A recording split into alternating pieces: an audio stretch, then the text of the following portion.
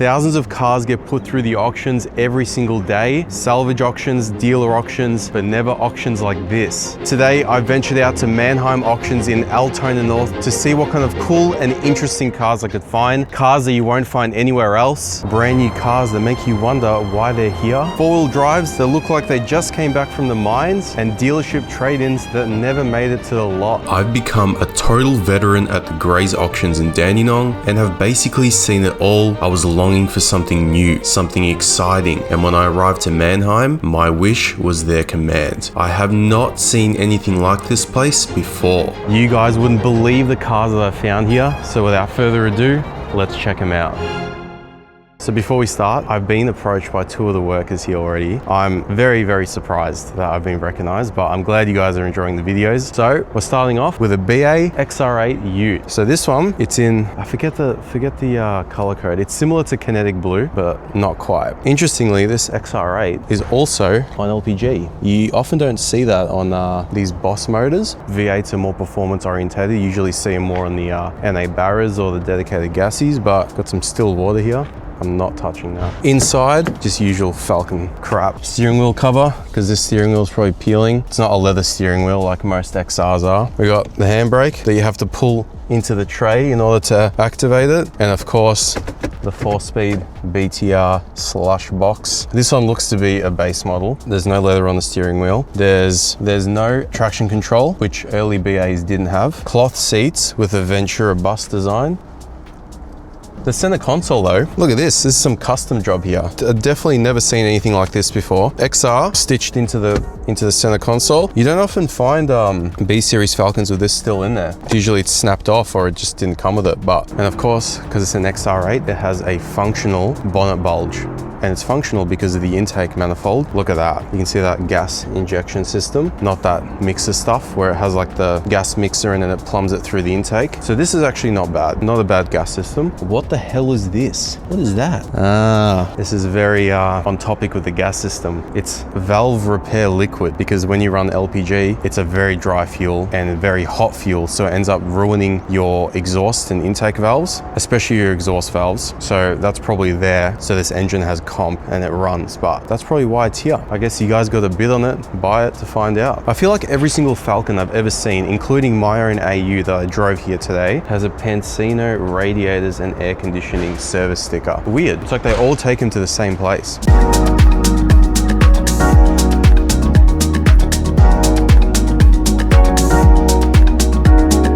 So this car, you don't really find at any other auctions. Well, at least the ones that I've been to. Maserati Gran Turismo. You never ever see really expensive cars like these at Grays. The most expensive car I've seen there is probably a couple Japanese like imports, but never a over $300,000 car brand new. But this one actually looks really nice. I'm not really too sure what it's doing here. Maybe because it's Italian and it's broken down and people can't afford to fix it anymore. That's why it's here. The paintwork looks immaculate. Other than the fact that it's a little bit dusty, because this place is a bit dusty, it actually looks really nice. These are one of the best sounding cars ever made. They don't go anywhere particularly quick. They're not that reliable, but they sure do look great and they sound amazing. We'll swiftly move to another sort of Maserati. This is a Fiat 500 Abarth, but it's a Maserati edition. And I know that because I'm a massive nerd and you can tell by the wheels. These Fiat wheels are based on an actual Maserati wheel, and you know that because it has the like the sort of devil's pitchfork design in the rims. They also made a Ferrari version of this car where it had like Ferrari derived wheels. But because they're all a very similar company, Fiat, Ferrari, Maserati, this is why this looks like it does. But the paint color is also like a very Maserati-esque. This brings me back to when I used to work at Fiat. I worked there for all of like 1 month, but I drove around heaps of these little Fiat 500s. And honestly, they're really, really good cars. But you have to make sure that you don't get one with this single clutch flappy paddle gearbox.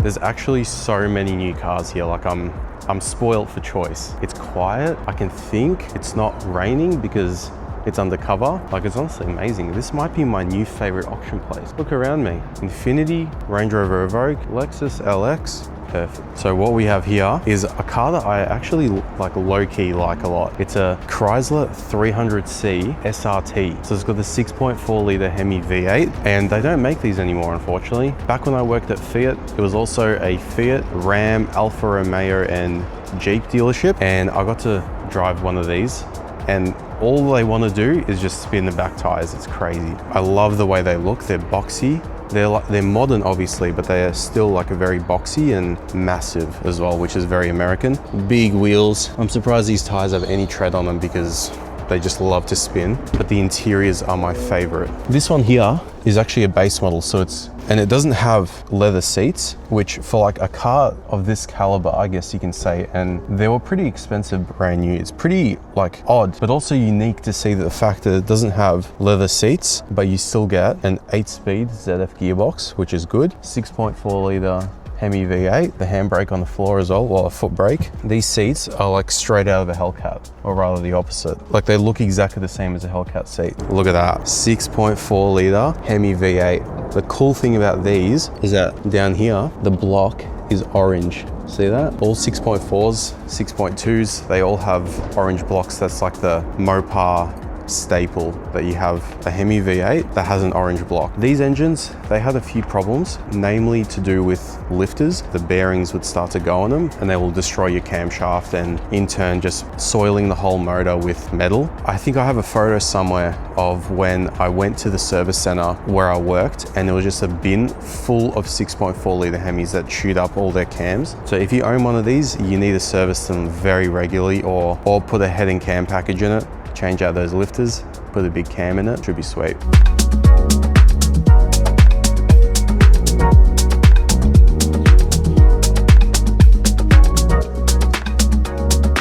So over here we have a very controversial vehicle. Mercedes-Benz C63. Unfortunately it's locked, so I can't show you why it's controversial, but if you're eagle-eyed, you would know what engine is in this. It's a 4-cylinder.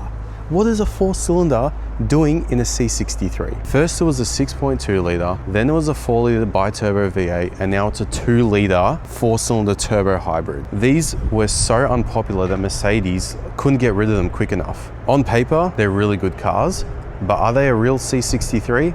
Nah, they're not. It looks like an A-class sedan from the back. You look closer, this badge needs to be taken off. Like, I really don't like how these don't have an 8-cylinder in them. I've heard news that Mercedes is bringing back the V8, which is very good news. The one weird thing I've noticed about Manheim as compared to Greys is that there is an absurd amount of Subaru Outbacks here. There's one here, there's a few over there. It's like they've replaced Holden Captivas and Cruisers with Outbacks, and honestly, I prefer that. I prefer looking at Outbacks than Cruisers and Captivas, so I'm cool with that. This is the first modified car I've seen at Manheim. We got the Albanian Rebirth Special, BMW E60, probably 550i, but it's just a 50. And we got a M5 style rear bumper. We got the quad exhaust. This one sort of fits, unlike that Mercedes I did a few videos ago, but we got some more carbon fiber right here. We got black wrapped roof. We got some more this is actual genuine carbon fiber right there. Look at that. Let's see the carbon fiber count, how many cabrons we can find. We got one here, we got one here, we got one here, one here. Oh, we got some more here.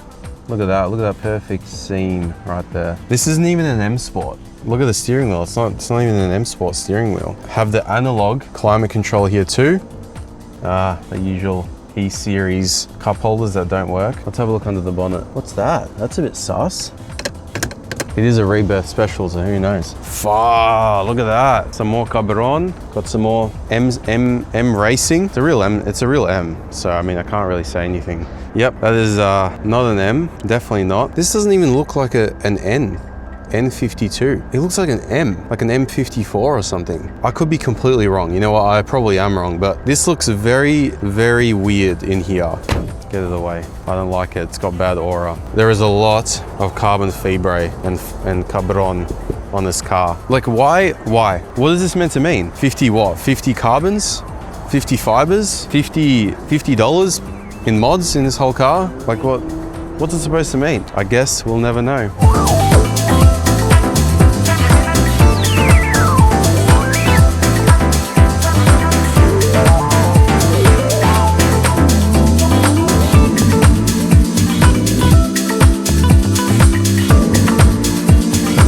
This feature is actually really cool in Honda CRVs. I thought only the older ones had it, but turns out the new ones have it too. So you open the back door. You look under here and you think, oh, it's just like a little divider. Nah, picnic table. It's got a picnic table. Look, you can fold the legs out. I don't know how to do it. Where is it? How cool is that? Genuine K24 picnic table. And another cool thing about these Hondas is it's on struts, first of all. Usually cars with doors that swing open like this don't have struts, but you can open this. I don't know how, but it does. This opens. Yeah, pretty cool. Look, this E92, its exhaust tip has been degloved. It's like circumcision. Look at this. AU Falcon.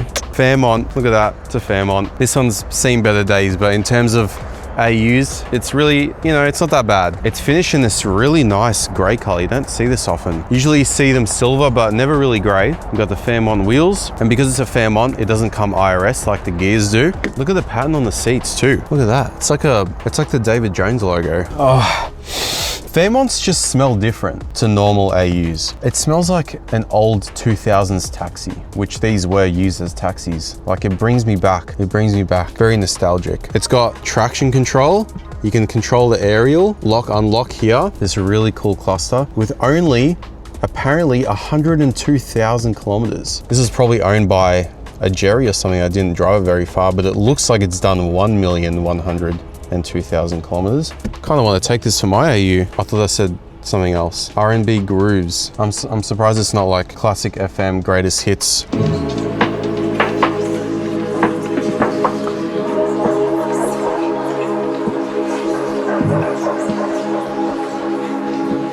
I think I found the most luxurious car here at Manheim. C63 AMG coupe. This car is gangster. Like, this is something you find the Yakuza driving or the Russian mafia. I think these were so luxurious, they even had an option where you could put in Swarovski crystals from the factory. It was probably some absurd price, but this thing's stunning. Like, this would be like the ultimate daily driver. Oh, look at that. Red guts. I don't even know what color like you'd consider this. This is like a garnet red. I'm using descriptive language from GTA 5. You get the garnet red, like metallic color on your cars. There is not an inch in this interior that doesn't have leather on it. If it's not leather, it's metal. And if it's not metal, it's wood. There's wood here, there's metal here, red leather here, black leather here. Look at that, wood there, metal, Burmeister audio. This looks like a pretty early, maybe 2014, 15 S63, because I can sort of tell by the cluster and like the fact that it's got a bezel. Usually the newer ones don't have a bezel. And also this steering wheel, like it's a pretty basic steering wheel for an AMG. Look at that, V8 bi-turbo. Maybe this could be the one with a 5.5 litre V8, but I guess we'll have a look under the bonnet. Let's look at this beautiful V8. Wow, I need to look this up because I don't know whether this is the 4 litre V8 or the 5.5 litre V8. It has a dipstick, so maybe it's an earlier one and it has the 5.5 litre V8. But either way, I mean, look at that. It was handcrafted by Philippe Becker. Good job on this, man. I'll take that one, thank you very much. You barely ever see these on the road. Like, you never see S-Class coupes because they were probably so ridiculously expensive when they were brand new that not many people bought them. You may as well pay a little bit more and get like a Rolls Royce maybe, or a Bentley. This is so cool. I love these cars.